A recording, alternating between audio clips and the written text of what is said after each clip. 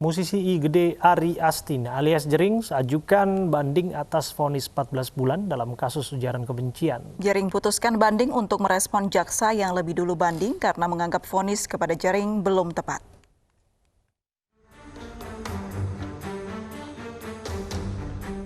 Drummer band Superman is Dead, Igede Ari Astina alias Jerings melalui kuasa hukum putuskan ajukan banding atas vonis 14 bulan penjara dalam kasus ujaran kebencian. Kuasa hukum Jerings Iwayan Suwardana alias Gendo menyerahkan memori banding kemarin kepada petugas Pengadilan Negeri Denpasar. Di dalam pertimbangan hakim, keterangan misalkan Dr. Widiasa yang menyatakan bahwa SOP wajib rapid test berasal dari WHO hilang, kemudian beberapa alat bukti surat yang menunjukkan bahwa ada hubungan konseptual dengan WHO hilang, sehingga kemudian pertimbangan hakim menyatakan Jering mengatakan ID kacang WHO seolah-olah itu bukan fakta, itu seolah-olah menjadi fitnah. Kemudian juga beberapa keterangan-keterangan yang menguntungkan untuk Jering banyak dihilangkan. Sebelumnya, jaksa penuntut umum lebih dulu mengajukan banding atas putusan hakim. Saat ini banding sedang dalam proses dan akan diputuskan sekitar 1 bulan. Dari banding Jering sekarang sudah diproses dan sudah ditunjuk majelis hakim di Pengadilan Tinggi. Kita tunggulah putusannya dalam waktu kurang dari 1 bulan mungkin sudah ada putusannya. Ya, oke. Jerings divonis 14 bulan penjara oleh majelis hakim. Vonis itu lebih ringan dari tuntutan jaksa yaitu 3 tahun penjara.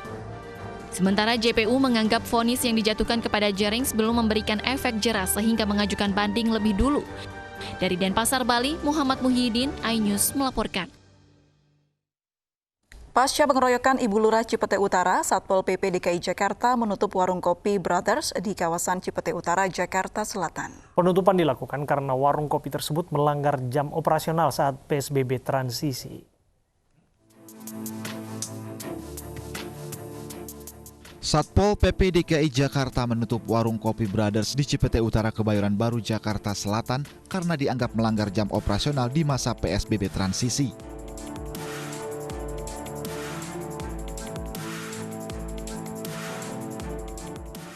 Sebelumnya pada 21 November lalu, Lurah Cipete Utara Nur Cahdi menjadi korban pengeroyokan saat menggelar razia PSBB transisi. Ramainya pengunjung membuat Nur Cahya mencari pemilik kafe untuk meminta keterangan. Namun tiba-tiba pengunjung kafe yang marah dan mengeroyok Nur Cahya. Kejadian ini pun langsung dilaporkan ke Polres Jakarta Selatan. Satu pelaku pengeroyokan berinisial RG telah ditangkap. Polisi kini masih memburu 3 pelaku lainnya yang diketahui memiliki peran berbeda saat pengeroyokan terjadi. Dari Jakarta, tim liputan iNews melaporkan. Di Jambi, seorang ibu rumah tangga ditangkap polisi lantaran menjadi kurir narkoba yang diselundupkan dalam lapas kelas 2B Kuala Tungkal. Dari tangan tersangka, petugas menyita narkoba jenis sabu-sabu seberat 30 gram.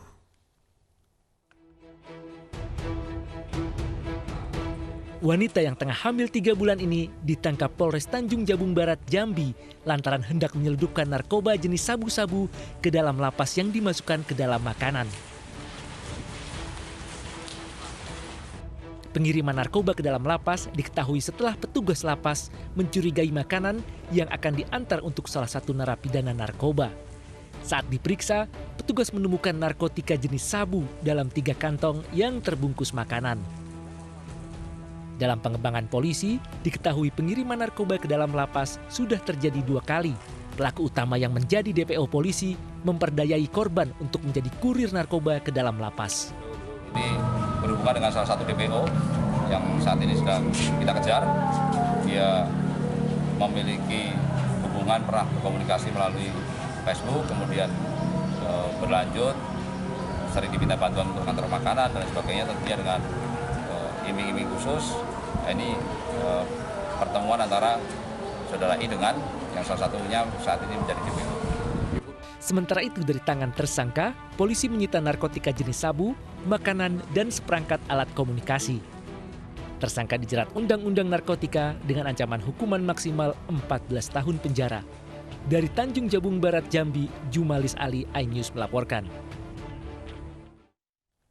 Berbagai macam modus digunakan para penyelundup narkoba untuk mengelabui petugas lembaga pemasyarakatan. Narkoba jenis sabu pernah diselundupkan dalam buah salak, tahu goreng, mie instan hingga pasta gigi.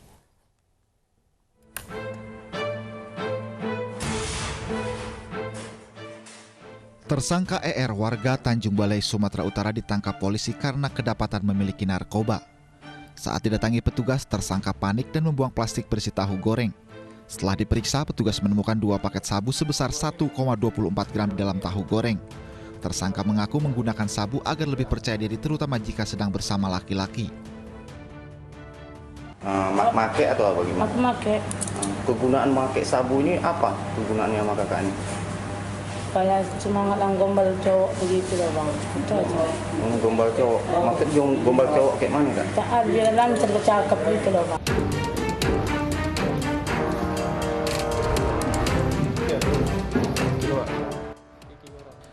Penyelundupan pil koplo ke dalam lapas kelas 2B terjadi di Jombang, Jawa Timur dengan dimasukkan ke dalam buah salak pada Agustus lalu. Pelaku 2 kali menyelundupkan narkoba ke dalam lapas. Ia mengirim pil koplo yang dikemas dalam buah salak ke suaminya yang sudah mendekam di penjara sejak 2 tahun lalu. Ada 32 buah salak, 9 diantaranya diisi pil koplo dengan masing-masing 190 butir. Total pil koplo yang berhasil disita berjumlah 1.815 butir.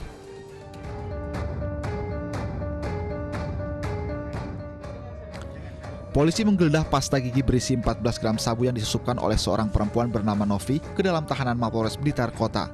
Tidak hanya pasta gigi, Novi juga menyelundupkan sabu ke dalam mie instan. Tersangka yang ditahan dalam proses kasus narkoba berusaha memasukkan narkotika jenis sabu ke dalam rutan Polres Blitar. Polisi menetapkan 5 orang tersangka dalam kasus penyelundupan narkoba ke dalam tahanan. Para pelaku terancam hukuman maksimal hingga seumur hidup. Kontributor iNews melaporkan. Warga Kabupaten Bekasi, Jawa Barat dihebohkan pembangunan toilet di sekolah negeri yang menghabiskan dana hampir 200 juta rupiah. Warga menduga ada penyelewengan dana karena bangunan toilet tampak sederhana.